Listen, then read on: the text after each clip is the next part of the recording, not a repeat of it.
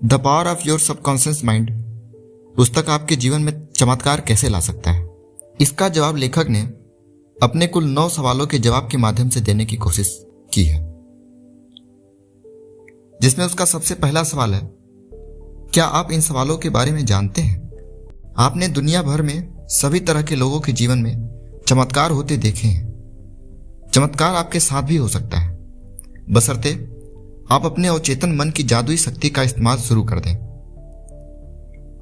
यह पुस्तक आपको यह सिखाने के लिए लिखी गई है कि आप अपने अवचेतन मन की शक्ति से अपनी तकदीर खुद कैसे बनाएं। इंसान अपने अवचेतन मन में जैसा सोचता है वैसा ही वह बन जाता है। लेखक ने पहला सवाल यह पूछा, क्या आप इन सवालों के जवाब जानते हैं? एक व्यक्ति दुखी क्यों होता है जबकि दूसरा खुश क्यों हो जाता है? एक व्यक्ति सुखी और समृद्ध क्यों होता है जबकि दूसरा गरीब और दुखी क्यों होता है? एक व्यक्ति भयभीत और तनावग्रस्त क्यों होता है जबकि दूसरा आस्थावान आत्मविश्वासी क्यों होता है? एक व्यक्ति के पास सुंदर आलीशान बंगला होता है जबकि दूसरा झोपड़पट्टी में क्यों रहता है? एक व्यक्ति बहुत सफल होता है जबकि दूसरा बुरी तरह असफल होता है। एक वक्ता उत्कृष्ट और असाधारण रूप से लोकप्रिय हो जाता है जबकि दूसरा औसत लोकप्रिय क्यों होता है?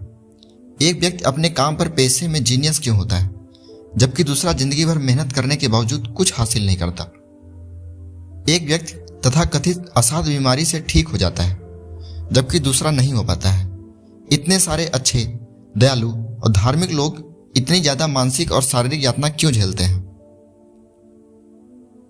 कई अनैतिक और अधर्मी लोग सफल, समृद्ध तथा स्वस्थ क्यों होते हैं? एक व्यक्ति का वैवाहिक जीवन सुखमय क्यों होता है जबकि दूसरे का दुखी और कुंठित क्यों होता है? क्या आपके चेतन और अचेतन मन की कार्यशैली में इन सवालों का कोई जवाब मिल सकता है? निश्चित रूप से मिल सकता है। दूसरा सवाल लेखक का है, यह पुस्तक क्यों लिखी गई? इसी तरह के बहुत से सवालों के जवाब बताने की गहरी इच्छा के कारण ही लेखक को यह पुस्तक लिखने की प्रेरणा मिली।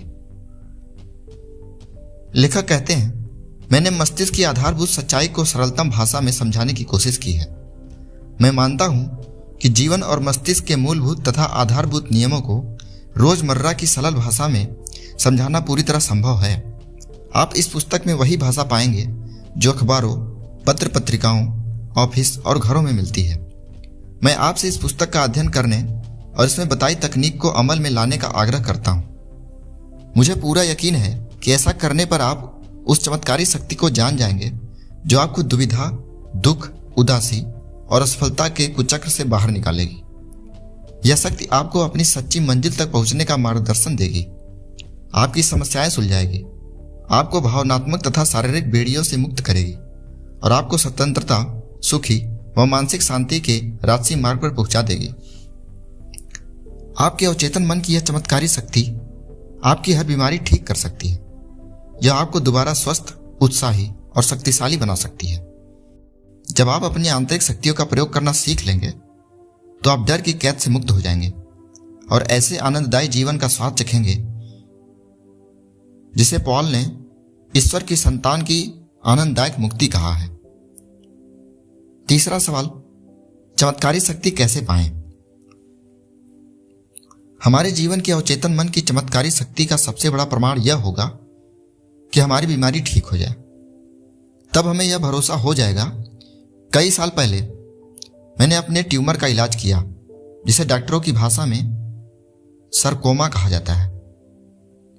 मैंने यह इलाज अपने अवचेतन मन की उस शक्ति के माध्यम से किया जिसने मेरे शरीर की रचना की है और जो मेरे सभी महत्वपूर्ण शारीरिक कार्यों को नियंत्रित करती है। उस ट्यूमर को मैंने जिस तकनीक से ठीक किया था, वह तकनीक इस पुस्तक में आगे विस्तार से बताई गई है। मुझे पूरा यकीन है कि इससे दूसरों को भी उस उपचार शक्ति पर विश्वास हो जाएगा जो हम सभी के अवचेतन मन की गहराई में मौजूद है। एक बुजुर्ग डॉक्टर मित्र की सलाह से मुझे अचानक यह एहसास हुआ कि जब अवचेतन मन के रचनात्मक ज्ञान से मेरा पूरा शरीर और इसके सभी अंग बनाए हैं तो यह अपनी बनाई चीज को ठीक क्यों नहीं कर सकता। पुरानी कहावत है, डॉक्टर घाव पर पट्टी करता है, ईश्वर उसे ठीक करता है। लेखक का चौथा सवाल, कारगर प्रार्थना से चमत्कार होते हैं? वैज्ञानिक प्रार्थना मस्तिष्क की केवल चेतन और अचेतन स्तरों के बीच की ऐसी सामंजस्यपूर्ण पारस्परिक क्रिया है जिसे किसी विशिष्ट उद्देश्य को पाने के लिए वैज्ञानिक तकनीक से निर्देशित किया जाता है। यह पुस्तक आपके भीतर छिनी अनंत शक्ति के दोहन का वैज्ञानिक तरीका सिखाएगी। यह पुस्तक आपको वह सब कुछ पाने में समर्थ बनाएगी जो आप जीवन में सचमुच चाहते हैं। आप अधिक सुखी, पूर्ण और समृद्ध जीवन चाहते हैं। इस चमत्कारी शक्ति का इस्तेमाल करके अपने रोजमर्रा के जीवन को सुखी बनाएं, अपने काम धंधे की समस्याएं सुलझाएं और पारिवारिक रिश्ते में सद्भाव लाएं। इस पुस्तक को बार बार पढ़ें। इसमें आपको जानकारी मिलेगी कि यह अद्भुत शक्ति कैसे काम करती है और आप अपने भीतर छिपी प्रेरणा तथा बुद्धिमानी को सामने कैसे ला सकते हैं। और चेतन मन को प्रभावित करने की आसान तकनीकें सीख लें। अपनी शक्ति के अनंत भंडार का दोहन करने का नया वैज्ञानिक तरीका अपनाएं। इस पुस्तक को ध्यान, ईमानदारी और प्रेम से पढ़ें। विश्वास रखें कि यह आपकी आश्चर्यजनक मदद कर सकती है। हो सकता है और मेरा मानना है ऐसा ही होगा। यह आपके जीवन का निर्णायक मोड़ साबित हो। हर व्यक्ति प्रार्थना करता है। क्या आप जानते हैं कारगर प्रार्थना कैसे की जाती है? कितने लंबे समय से आपने नियमित प्रार्थना करता छोड़ दिया? अक्सर खतरे या मुसीबत, बीमारी या मौत के करीब आने पर आपातकालीन स्थिति में प्रार्थनाएं मुंह से निकलती हैं। रोजमर्रा की खबरों पर एक नजर डालें।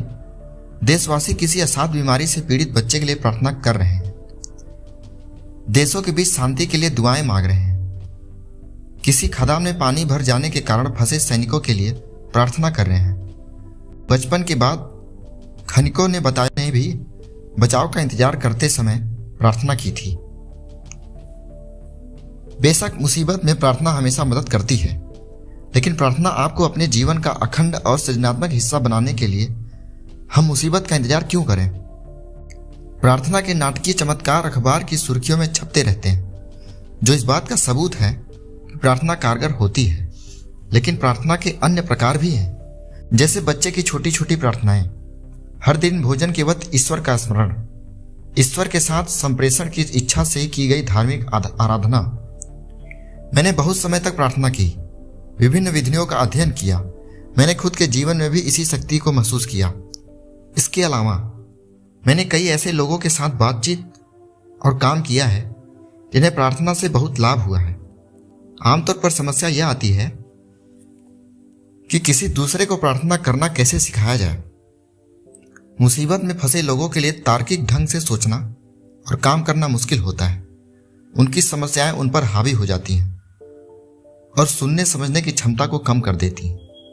उन्हें कोई आसान फार्मूला चाहिए जिसका वे पालन कर सकें, कोई कारगर तरीका जो सरल लेकिन खास हो। इस पुस्तक की अनूठी विशेषता यह है कि यह व्यवहारिक और यथार्थपरक है। इसमें आपको आसान तरीके और कारगर फार्मूले मिलेंगे जिन्हें आप रोजमर्रा के जीवन में आजमा सकते हैं। आसान तकनीकें मैंने दुनिया भर के लोगों को सिखाई है। इस पुस्तक की कुछ बातें खास तौर पर आपकी मदद करेंगी। इसमें यह रहस्य खोला गया है कि आप जिस चीज के लिए प्रार्थना करते हैं अक्सर आपको उसके उल्टे परिणाम क्यों मिलते हैं। दुनिया भर में हजारों लोगों ने मुझसे पूछा है, बार बार प्रार्थना करने के बावजूद मुझे मांगी हुई चीज क्यों नहीं मिली। इस पुस्तक में आपको इसका कारण पता चल जाएगा।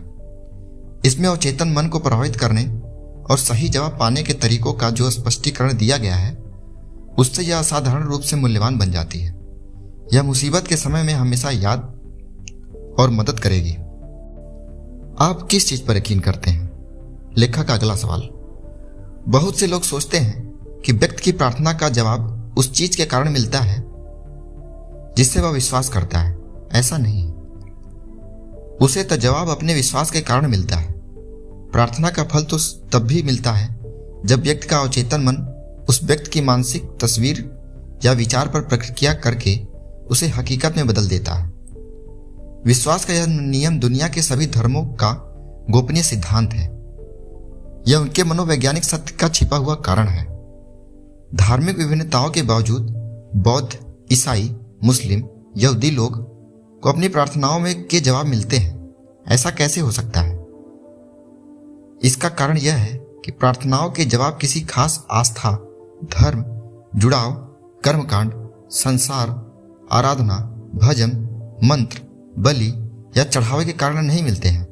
जवाब तो उस आस्था या मानसिक स्वीकृति के कारण मिलते हैं जिसके साथ प्रार्थना की जाती है। जीवन का नियम आस्था का नियम है। आस्था या विश्वास को संक्षेप में आप मस्तिष्क का विचार कह सकते हैं।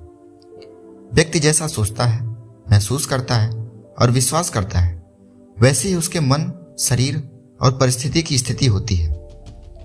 आप क्या कर रहे हैं और क्यों कर रहे हैं, यह जान लेने के बाद आप अवचेतन मन की मदद से ऐसी तकनीक तैयार कर सकते हैं जो आपको जीवन की सभी अच्छी चीजें दिलाएं। सफल प्रार्थना का मूल अर्थ मनोकामना पूरी होना आता है। इच्छा प्रार्थना है। हर व्यक्ति सेहत, सुखी, सुरक्षा, मानसिक शांति और सच्ची अभिव्यक्ति की इच्छा रखता है, लेकिन हम में से कितने लोग इसे पा लेते हैं? यूनिवर्सिटी के एक प्रोफेसर ने कुछ समय पहले मुझसे कहा था, मैं जानता हूं कि अगर मैं अपने मानसिक नजरिए को बदल लूं और अपने भावनात्मक जीवन को नई दिशा दे दूं तो मेरे हृदय की स्थिति सुधर जाएगी। मैं यह बात जानता हूं। दिक्कत यह है कि मेरे पास ऐसा करने की कोई तकनीक, प्रक्रिया या कार्यविधि नहीं है। मेरा मस्तिष्क कई समस्याओं पर इधर उधर भटकता रहता है और मैं कुंठित, दुखी तथा पराजित महसूस करता हूं। इस प्रोफेसर के मन में संपूर्ण स्वास्थ्य की इच्छा थी। उसे तो सिर्फ यह ज्ञान नहीं था कि उसका दिमाग कैसे काम करता है। इस ज्ञान से वह अपनी मनोकामना पूरी कर सकता था और यही हुआ। इस पुस्तक में बताई उपचार विधि के इस्तेमाल से वह पूर्ण स्वस्थ हो गया। लेखक का अंतिम सवाल, सभी व्यक्तियों में शाश्वत मस्तिष्क अंश है? आपके अवचेतन मन की चमत्कारी शक्तियां उन सभी में मौजूद थी जब आप या मैं पैदा भी नहीं हुए थे, जब कोई चर्च नहीं था, जब दुनिया ही नहीं थी। जीवन की महान शाश्वत सच्चाई और सिद्धांत उस समय भी मौजूद थे जब कोई धर्मगुरु नहीं हुआ था। मैं आपसे आग्रह करता हूं कि आगे आने वाले अध्यायों में आप इस अद्भुत जादुई, काया पलट कर देने वाली शक्ति तथा उसकी उपयोगिता को अच्छे से जान लें। यह मानसिक और शारीरिक घाव को भर देगी। यह डरे हुए मन को हौसला बधाएगी और आपको गरीबी, असफलता, दुख, कमी तथा कुंठा की सीमाओं से पूरी तरह आजाद कर देगी। आपको तो बस मानसिक और भावनात्मक रूप से उस अच्छी चीज के साथ जुड़ना है जिसे आप हकीकत बनाना चाहते हैं। आपके अवचेतन मन की रचनात्मक शक्ति इसी के अनुसार प्रतिक्रिया करेगी। आज ही, अभी शुरुआत कर दें। आपके जीवन में चमत्कार होते देखेंगे। ऐसा तब तक करते रहें जब तक कि सूरज न निकल जाए और अंधेरा दूर न हो जाए। दोस्तों, अगर आप इस पुस्तक को मेरे द्वारा सुनना चाहते हैं तो आप मुझे कमेंट करके बताएं। मैं इसकी सभी अध्यायों को पढ़ के आपको सुनाऊंगा। नमस्कार।